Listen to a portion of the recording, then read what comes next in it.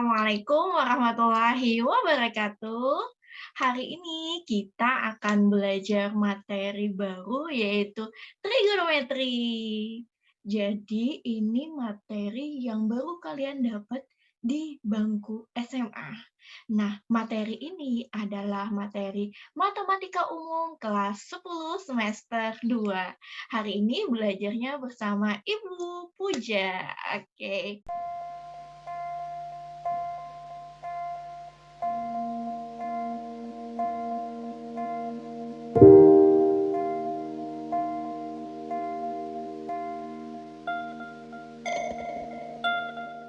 Jadi, submateri kita hari ini adalah perbandingan trigonometri pada segitiga siku-siku. Jadi, ini submateri awal untuk belajar trigonometri.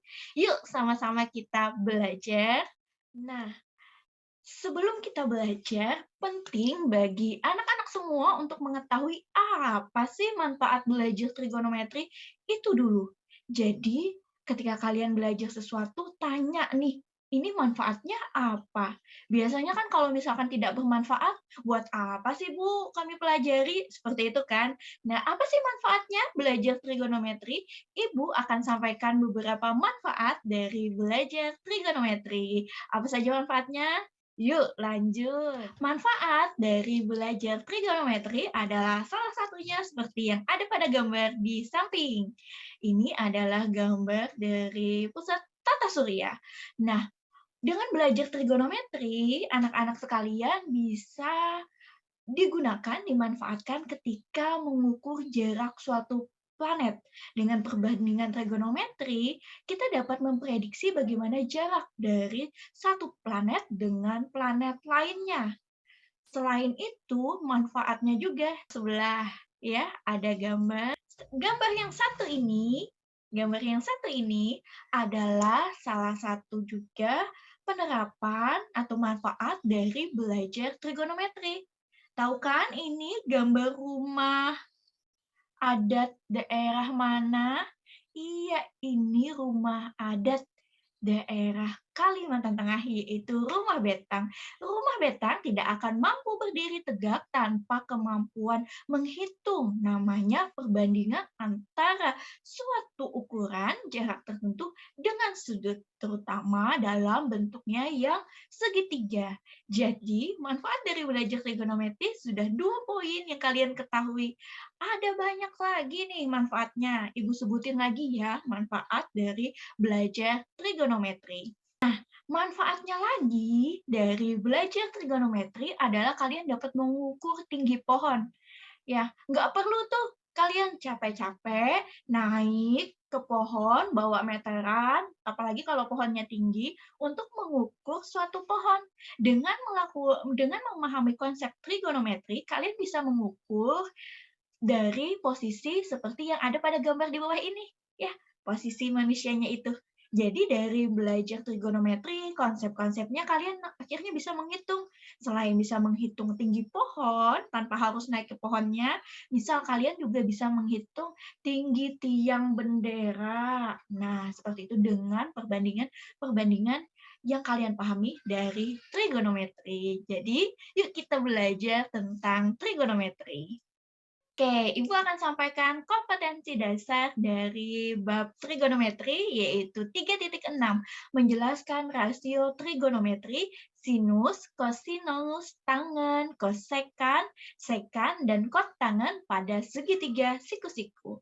Lalu, kompetensi dasar yang kedua adalah 4.6, menyelesaikan masalah kontekstual yang berkaitan dengan rasio trigonometri, sinus, kosinus, tangen, kosekan, kotangen, dan kotangen pada segitiga siku-siku. Ini adalah kompetensi dasarnya. Kemudian, tujuan pembelajaran kita pada video materi belajar ini adalah melalui kegiatan pembelajaran peserta didik semua, anak-anak semua, mampu menentukan rasio trigonometri pada segitiga siku-siku dan mampu menyelesaikan masalah kontekstual yang berkaitan dengan segitiga siku-siku dengan benar dan tepat. Jadi tujuannya ada 2 poin nih. Yang pertama, kalian mampu menentukan rasio trigonometri, dan yang kedua, kalian mampu menyelesaikan masalah kontekstual yang berkaitan dengan rasio trigonometri. Yuk, kita belajar. Dalam belajar trigonometri, ada beberapa hal yang harus kita ingat kembali. Salah satunya yaitu tentang sudut. Ya, ini di samping ada segitiga, siku-siku, A, B, C. Siku-sikunya di mana anak-anak? Siku-sikunya di C. Nah, bagaimana dalam penulisan sudut? Penulisan sudut yaitu sudut, seperti Ibu tuliskan di samping ini, sudut A, B, C. Itu berarti sudutnya ada pada bagian B. Sudut yang B ini ya. Jadi fokusnya ke tengah. Sudut ABC, berarti sudutnya adalah sudut yang di B. Makanya Ibu tandain tanda merah itu menunjukkan sudutnya. Atau sudut yang di B ini bisa dikatakan sudut CBA. Jadi ketika penamaan sudut yang kalian perhatikan adalah bagian tengahnya. Itu menunjukkan letak posisi sudut. Tentu kalian ingat bahwa sudut itu adalah pertemuan dari dua garis yang saling berpotongan. Seperti itu. Kita mengingat kembali tentang sudut. Sudut itu terbagi menjadi dua, yaitu sudut positif dan sudut negatif.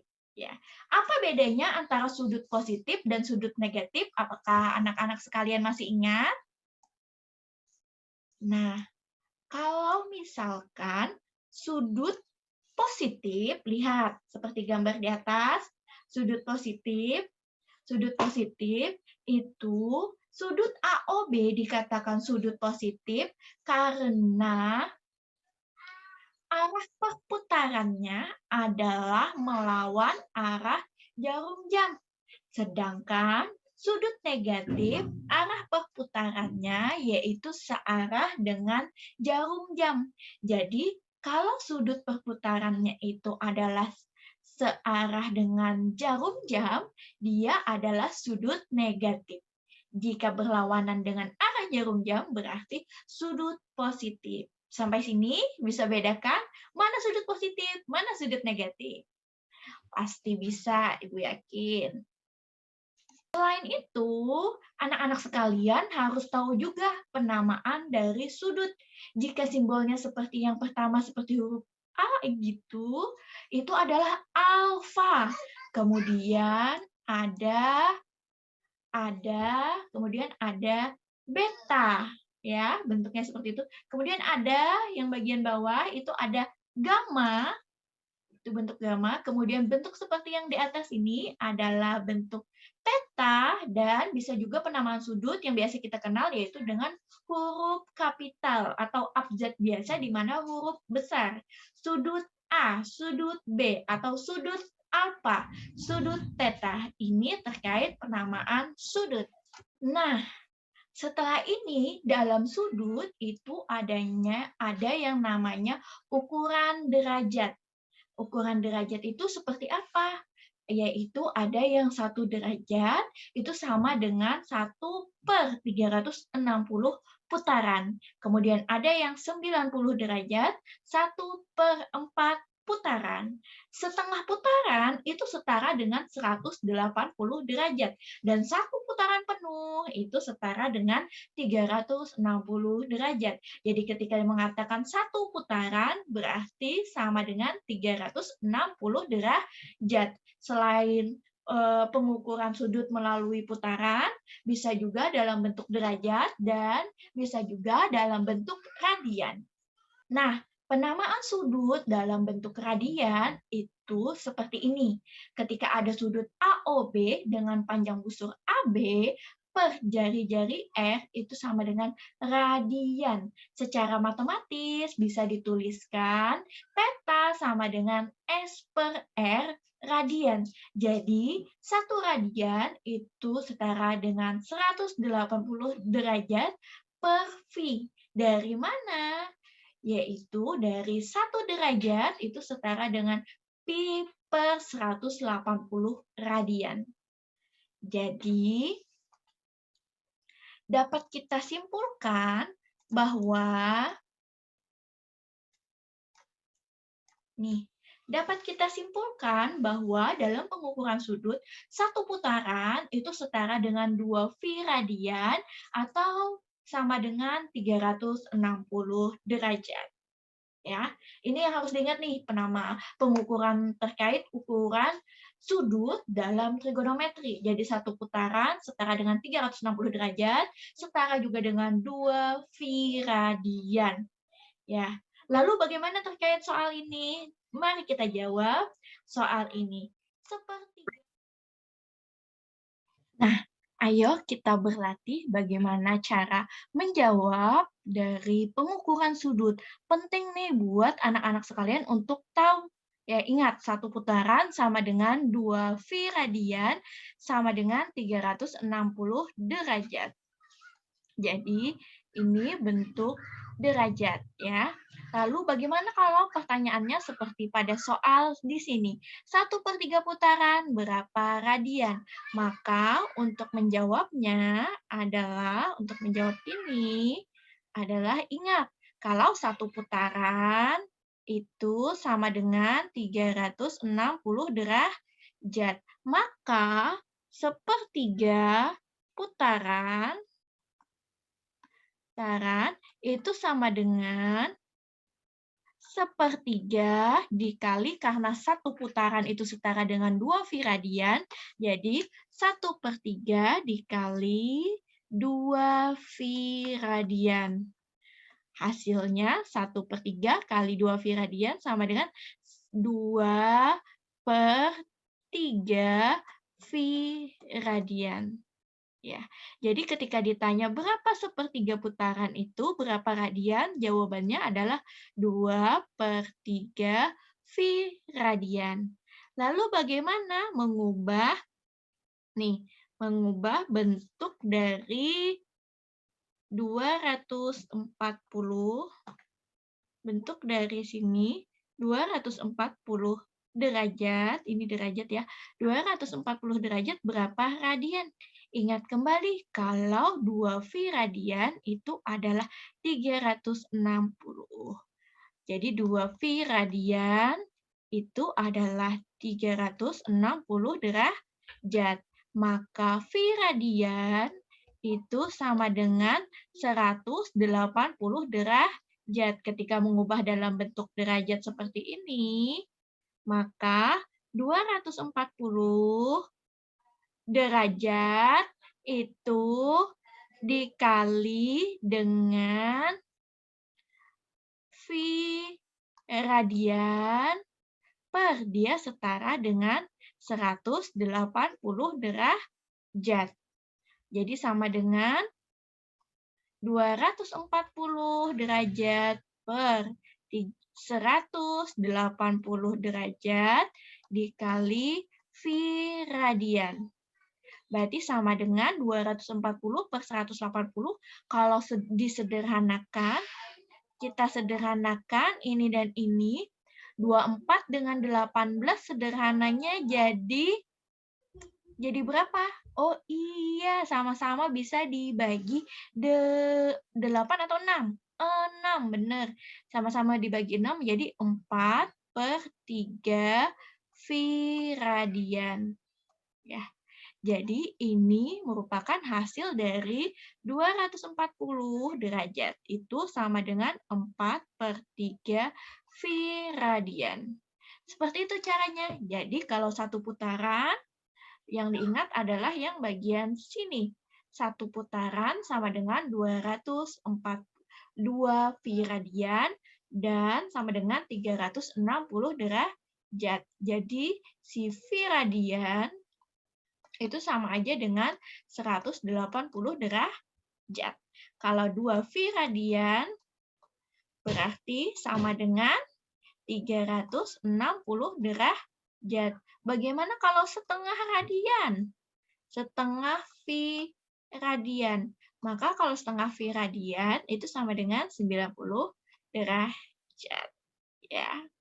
Seperti itu bagaimana cara menghitung pengukuran sudut. Nah, kita masuk dalam materi trigonometri. Jadi trigonometri itu dalam bahasa Yunani, itu dari dua kata, yaitu trigono dan metro. Trigono berarti sudut dan metro berarti mengukur. Jadi trigonometri itu adalah mengukur dari tiga sudut, yaitu segitiga. Jadi ukuran dari suatu segitiga. Perbandingan dalam trigonometri itu dikenal dengan sin, cos, tangen, kosekan, sekan, kotangen. Sin theta itu artinya perbandingan dari sisi di depan sudut per sisi miring. Mana sisi di depan sudut? Lihat sudut yang ditanyai dari si perbandingan trigonometri. Misal, sin theta. Berarti yang di depan sudutnya, seperti gambar di atas, adalah AB, panjang garis AB, per sisi miringnya yaitu AC. Cos theta yaitu sisi di samping sudut itu berarti yang bagian dasar ini, karena theta ya. Nah, sisi di samping sudut per sisi miring. Kemudian tan theta, sisi di depan sudut per sisi samping sudut. Ya, itu bedanya. Kemudian bagaimana kosek, kosekan, dan kotangen? Kita perhatikan. Kalau kosek itu adalah sisi miring per sisi di depan sudut. Artinya apa? Dia kebalikan dari rasio sin. Jadi kosek itu berkebalikan dengan sin. Sedangkan sekan, coba anak-anak perhatian semua. Sekan sisi di miring sama atau per sisi di samping sudut. Jadi sisi miring per sisi samping. Ini kan berkebalikan dengan iya benar, yaitu bagian kos. Dan kotangen adalah sisi di samping sudut per sisi di depan sudut. Berarti berkebalikan dengan tangen. Ya, jadi sin berkebalikan dengan dari kosek. Kemudian kos dengan sekan dan tangen dengan kotangen.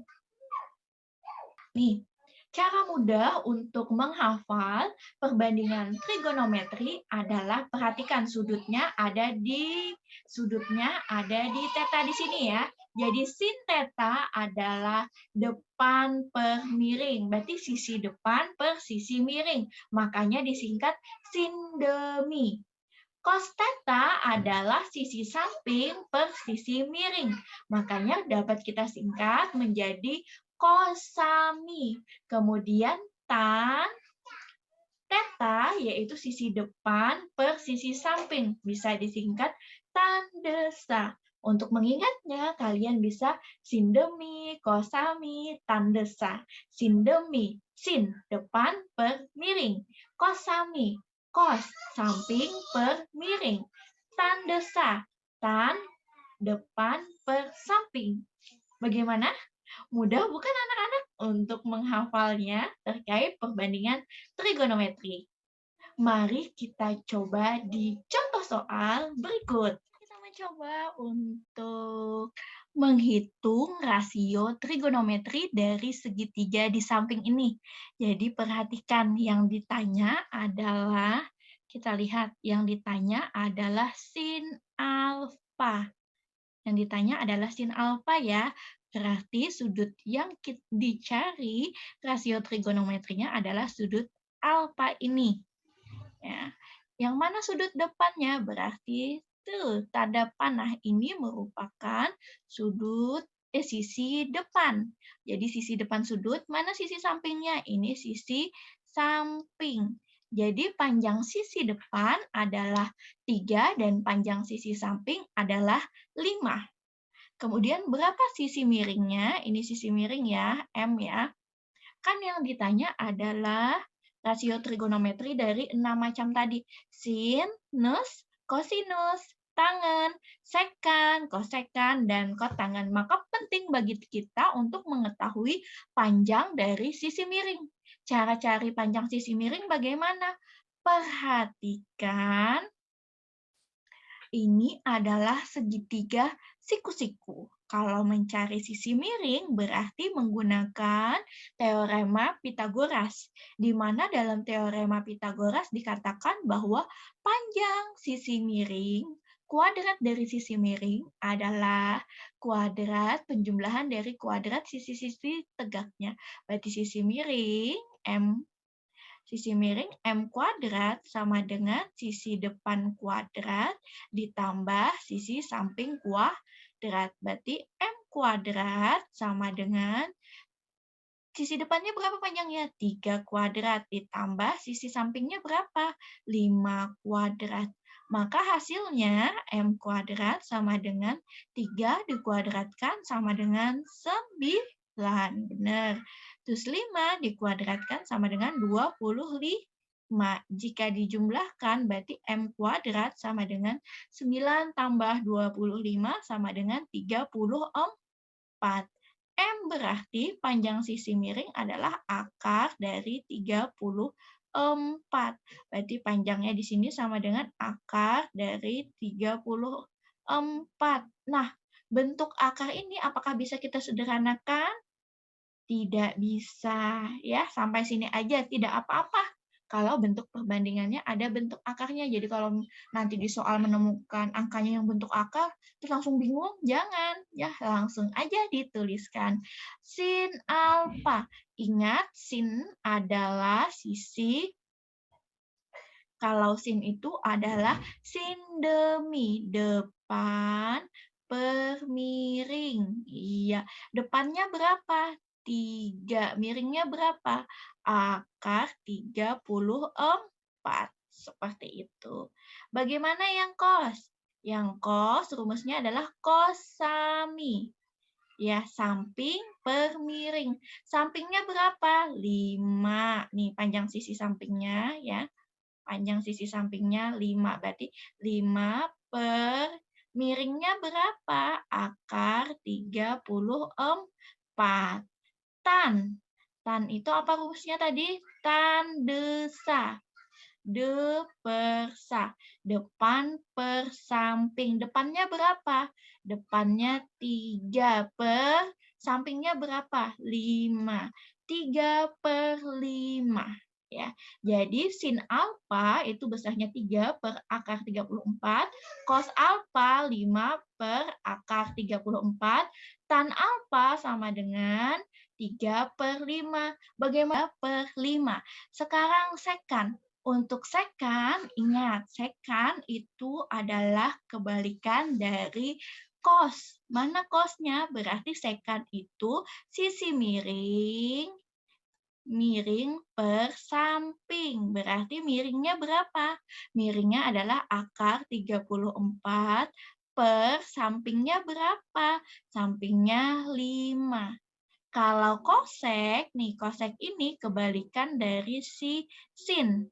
Jadi kosek itu sama dengan miring per depan. Berarti sama dengan miringnya berapa? Miringnya akar 34 per 3. Lalu kotangan itu adalah kebalikan dari tangan. Kotangan itu adalah panjang sisi samping per sisi depan. Berarti menjadi 5 per 3. Bagaimana terkait perbandingannya? Mudah kan? Intinya yang harus anak-anak sekalian pahami adalah bagaimana mencari panjang dari sisi-sisi segitiga, baik sisi tegak maupun sisi miringnya. Berarti harus menggunakan teorema Pitagoras. Sedangkan untuk perbandingan trigonometrinya, ingat lagi tentang sin demi, cosami, tan desa, biar lebih mudah. Dan ingat bahwa sin itu berkebalikan dengan cosec, cos berkebalikan dengan sekan, dan kotangan berkebalikan dengan tangan. Itu cara mudahnya. Ya, bagaimana? Sudah bisa untuk mencari rasio atau perbandingan trigonometri. Kalau sudah bisa, kita lanjut ke buat kalian belajar di rumah. Berikut. Nah, setelah belajar tadi bagaimana mencoba menentukan rasio dari trigonometri, kalian bisa menjawab soal berikut untuk belajar di rumah. Misalkan sebuah truk towing akan mengangkut satu unit mobil seperti pada gambar di samping ya, anak-anak sekalian ya. Nih, pada gambar di samping ini, sebuah truk towing akan mengangkut satu unit mobil, bidang bagian belakang truk towing dijunggitkan. Nih, jadi truk towing itu adalah truk yang mengangkut mobil. Ya, dijungkitkan sehingga bidang itu membentuk sudut dengan nilai sin alfa adalah 1/2. Yang ditanya, berapakah ketinggian ujung bidang truk, ujungnya, bagian ujung itu, dengan yang dijungkitkan, berapa ketinggian ujung bidang truk yang dijungkitkan dari jalan aspal. Jadi, bagian ujung bidang truk yang dijungkitkan dari jalan aspal. Oke, yang masih bingung-bingung dibaca ulang lagi deh soalnya. Nanti ya coba dipahami mana sisi yang sebenarnya ditanyakan. Nanti kalau ada bingung-bingung, anak-anak sekalian boleh bertanya di kolom komentar pada channel YouTube ini ya. Atau boleh juga japri Ibu Pia Chat untuk bertanya jika ada materi dari video ini yang kurang dipahami. Dan penugasan ini dikerjakan ya buat anak-anak sekalian. Oke, terima kasih semuanya sudah mau belajar bersama Ibu Puja. Sampai ketemu di video materi belajar selanjutnya. Salam bahagia, merdeka belajar. Wassalamualaikum warahmatullahi wabarakatuh.